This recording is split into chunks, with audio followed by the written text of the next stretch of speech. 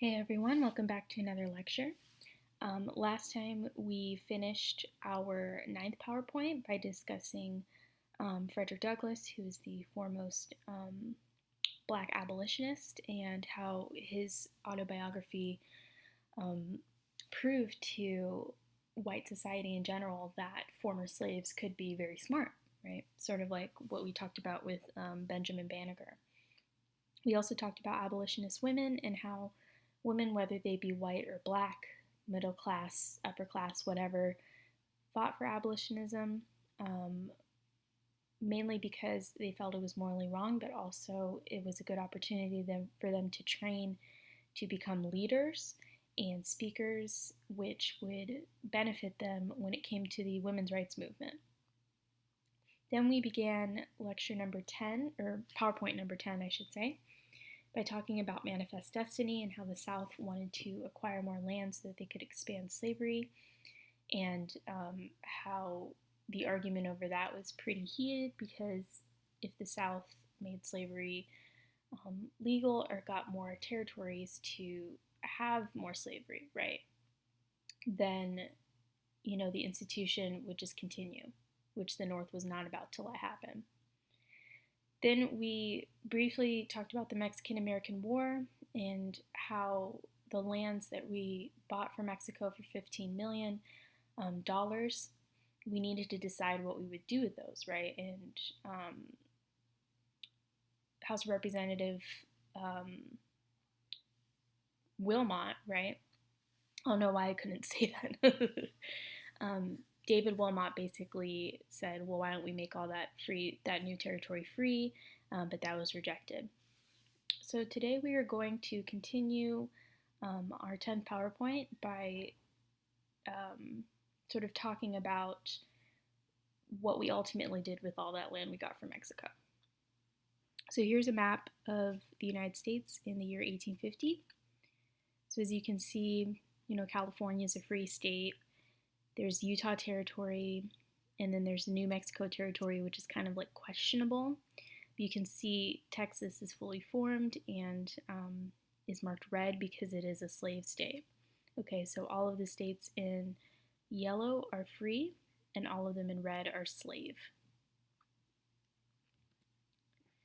So the Compromise of 1850, by the way, this is President Millard Fillmore, the picture of him here. So if you take a look at video A, there's a Sound Smart series, which I think I've mentioned before, which sort of briefly summarizes topics in like a couple minutes or less. So they did one on the Compromise of 1850. So the Compromise of 1850 was a package of 5 separate bills passed by the United States Congress in September 1850, which diffused a 4-year political confrontation between slave and free states on the status of territories acquired during the Mexican-American War, which occurred from 1846 to 1848. The compromise, drafted by Whig Senator Henry Clay of Kentucky, I think we've mentioned Henry Clay before and how he ran for president like 4 times and lost, and brokered by Democratic Senator Stephen Douglas of Illinois. We will talk about Stephen Douglas next time. Reduced sectional conflict, although controversy eventually arose over the fugitive slave provision, which will be the topic after this. Although the compromise was greeted with relief, each side disapproved of some of its specific provisions. Texas surrendered its claim to New Mexico, as well as its claims north of the 3630 parallel, and that's where we get what we know as the state of Texas today, right? It was a much bigger state, but we sort of reduced it. It retained the Texas Panhandle, and the federal government took over the state's public debt. California was admitted as a free state with its current boundaries. So California was never an official slave state. Okay, of course, Native Americans were technically enslaved by the Spanish and then partially by the Mexican government before we took over the territory, but black slaves weren't really a huge thing in California. So the South prevented the adoption of the Wilmot Proviso, which we talked about before, which would have outlawed slavery in all the new territory. The new Utah Territory and New Mexico Territory were allowed under popular sovereignty to decide whether to allow slavery within their borders. So, popular sovereignty is something we're going to get into a little bit more when we talk about Kansas and Nebraska. Basically, what it is the people decide if they want slavery or not, right? So, if there are more, let's say there's like 70% slave owning people and 30% free people in a state, right? Then you can assume that by popular demand or popular presence, that slavery is going to be in that state, right? Or vice versa. So that's what popular sovereignty is. But that can really backfire, as we'll talk about with Kansas and Nebraska, because people, with anything that you have to sort of vote on or decide, people are going to argue, and those arguments turn deadly in a lot of cases. In practice, these lands were generally unsuited to plantation agriculture, and their settlers were uninterested in slavery, so it is a pretty easy assumption that they would be free. The slave trade, but not the institution of slavery, was banned in the District of Columbia. The compromise became possible after the sudden death of President Zachary Taylor, who was a big part of the Mexican-American War.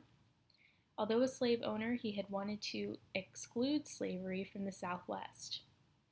Whig leader Henry Clay designed a compromise which failed to pass in early 1850 because of the opposition by both pro-slavery Southern Democrats and anti-slavery Northern Whigs. Okay, remember, the Whig Party is the party that eventually turns into the Republicans. So the bill was divided into smaller pieces, which looks like what you see now. So here is everything that's included, right?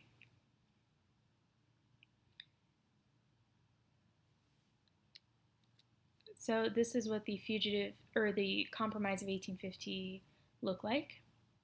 Hugely important because it took way less time to decide what to do with that land than the Louisiana Purchase, of course, in 1803, and also it kind of got rid of the 3630 parallel, right?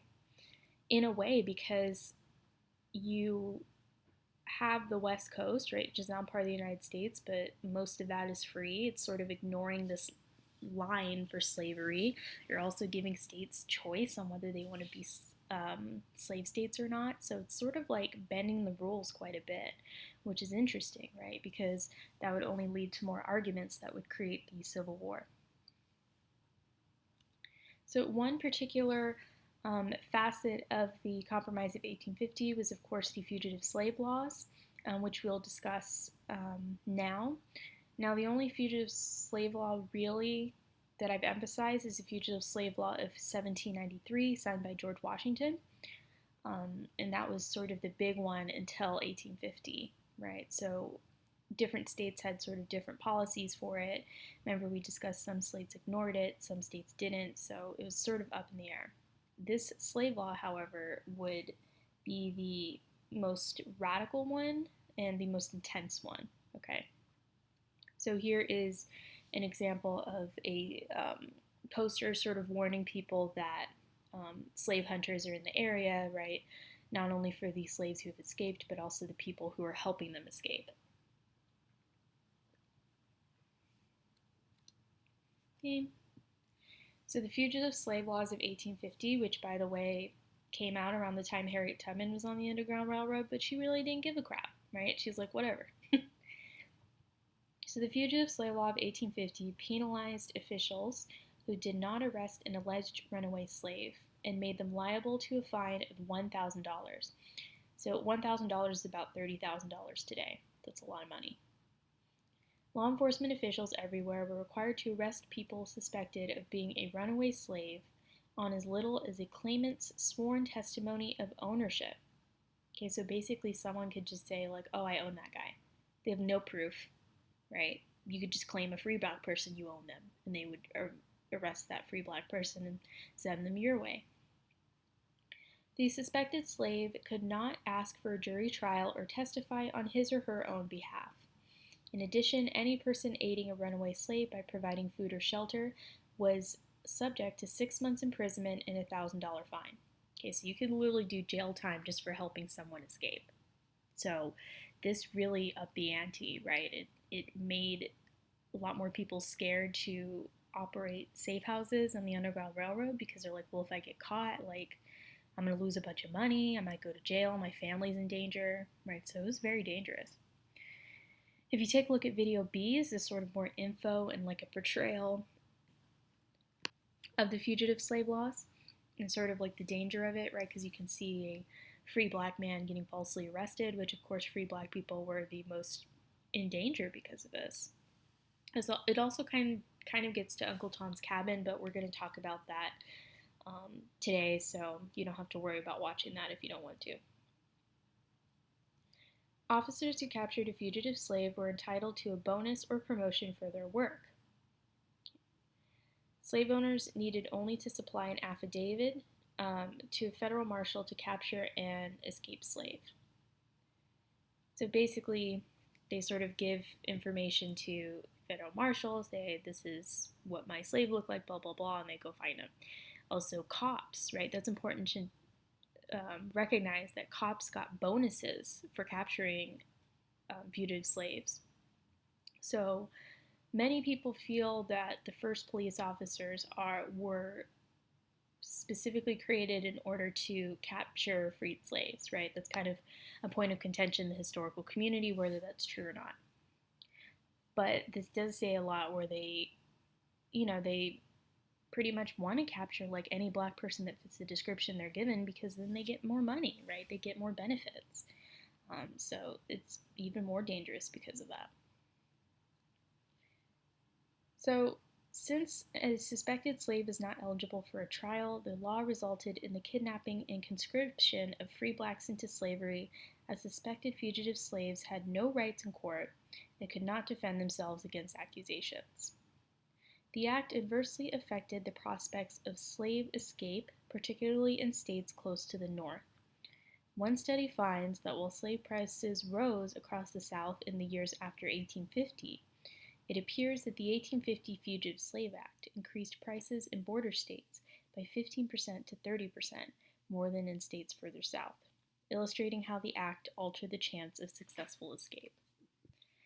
So because the owners, had more strict laws against slaves running away, because people could be fined and jailed for it, the price of slaves went up. They became more valuable. It's also because the more time that passed after we made getting slaves from the Atlantic slave trade illegal, right, the more valuable the slaves become. Because if your slaves run away, it's not like there's a huge market anymore for buying new ones, right? Because their owners tend to stick with them or sell them between themselves, right? So slavery has become even more dangerous because there's a higher price on your head and the master is more desperate to get you back. Here's an example of a woman being captured and torn away from her child. Very dangerous times, but you did have people like Harriet Tubman who didn't necessarily let that deter her from helping some slaves escape.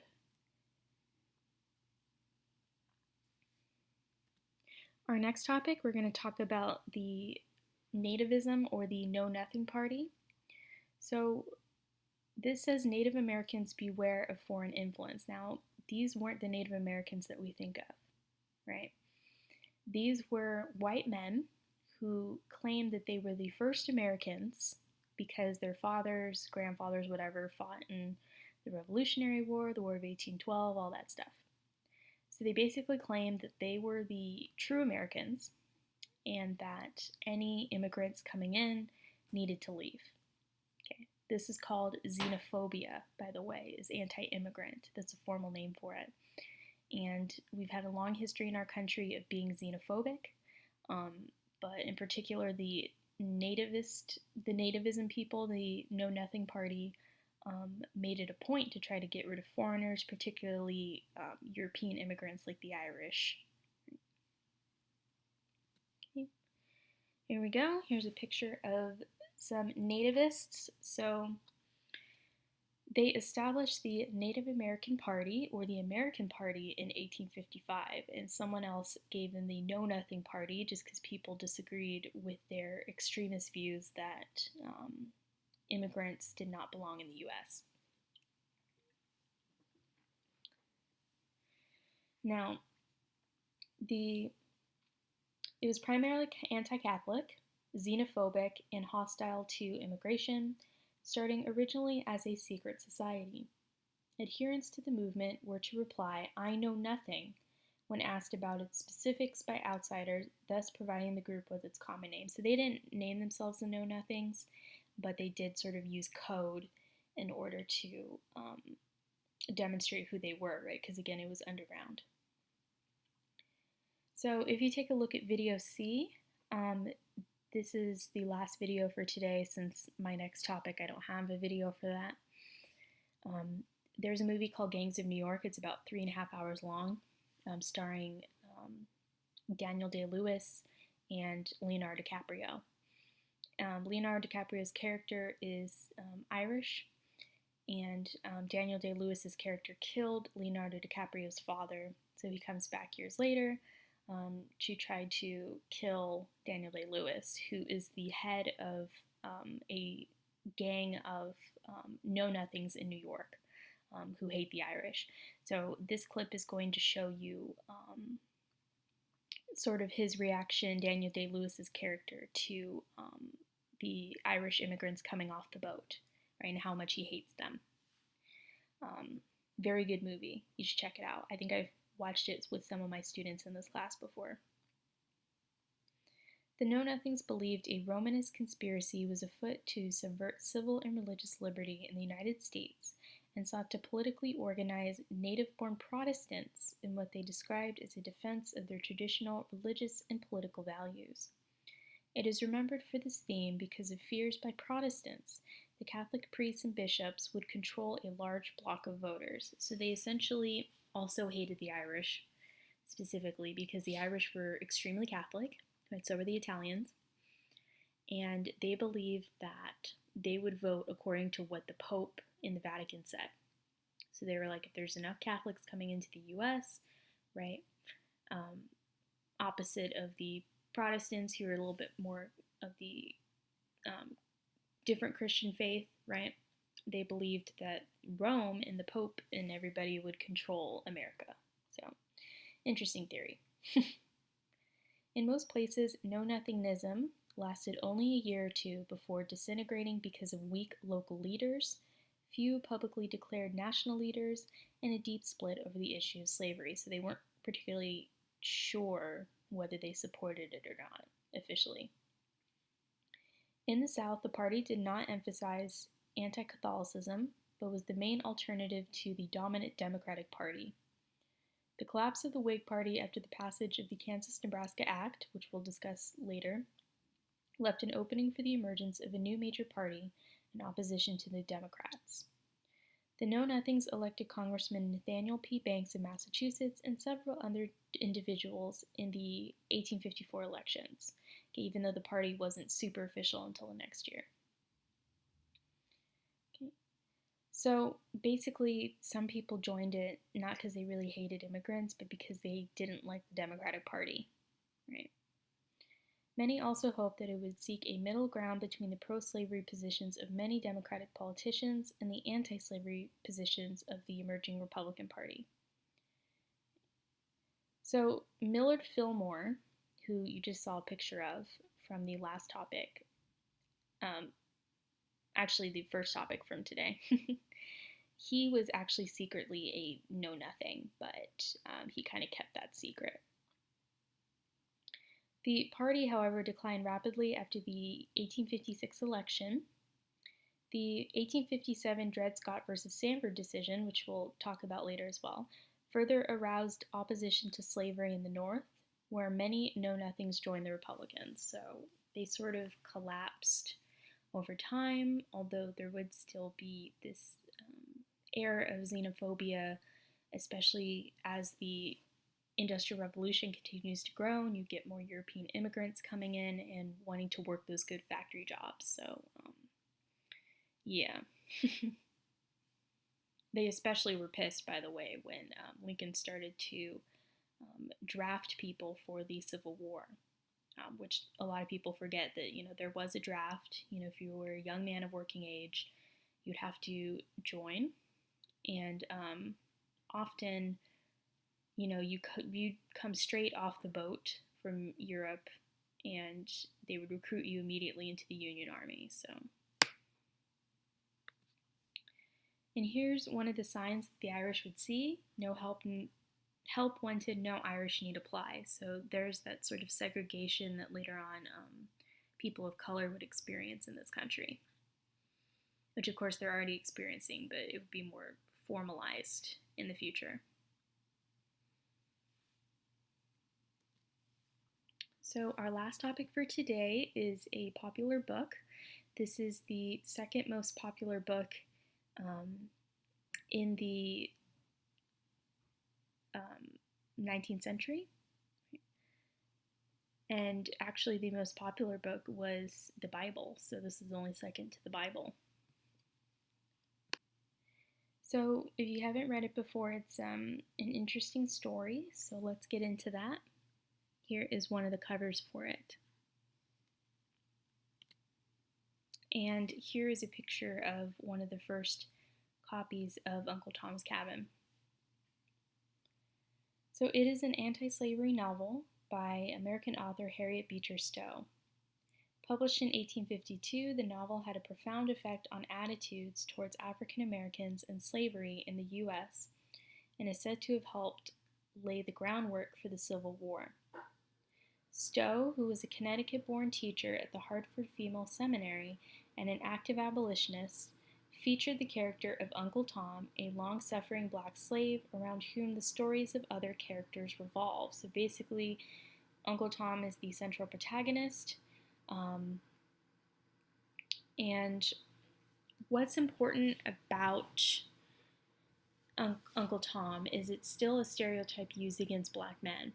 Okay, basically, again, Uncle Tom is a black man considered to be excessively obedient or servile to white people. So if you call a black man an Uncle Tom, you might get your ass kicked, because it's basically saying like, oh, like you're subservient to white people in particular because of this imagery. Like you will do anything for your master, you'll ignore the other black people or slaves or whatever the context is, sort of like the ultimate house slave, really. So it's a very derogatory term. So, and you see that throughout the novel, right? Uncle Tom is always there for his master. He loves his master. He kind of gives words of wisdom, but he's still sort of, up on a pedestal compared to the other slaves. But the book also has other things like love and sickness and a woman who runs away. Very interesting. The sentimental novel depicts the reality of slavery while also asserting that Christian love can overcome something as destructive as enslavement of fellow human beings. So Beecher Stowe tried to pull on the heartstrings of devout Christians and say, hey, like, would you let this type of stuff go on and be a good Christian, basically. Uncle Tom's Cabin was the best-selling novel of the 19th century and the second best-selling book of that century, following the Bible, as I mentioned. It is credited with helping fuel the abolitionist cause in the 1850s. In the first year after it was published, 300,000 copies of the book were sold in the United States, 1 million copies in Great Britain. The impact attributed to the book is great, reinforced by a story that when Abraham Lincoln met Stowe at the start of the Civil War, Lincoln declared, "So this is the little lady who started this great war." Which, the book didn't start the war, it just got more people on the abolitionist side, but The book and the plays it inspired helped popularize a number of stereotypes about black people. These include the affectionate dark-skinned mammy, who we talked about before, the pickaninny stereotype of black children, sort of like black children with wild hair, unkept, stuff like that, and the Uncle Tom. In recent years, the negative associations with Uncle Tom's Cabin have, to an extent, overshadowed the historical impact of the book as a vital anti-slavery tool.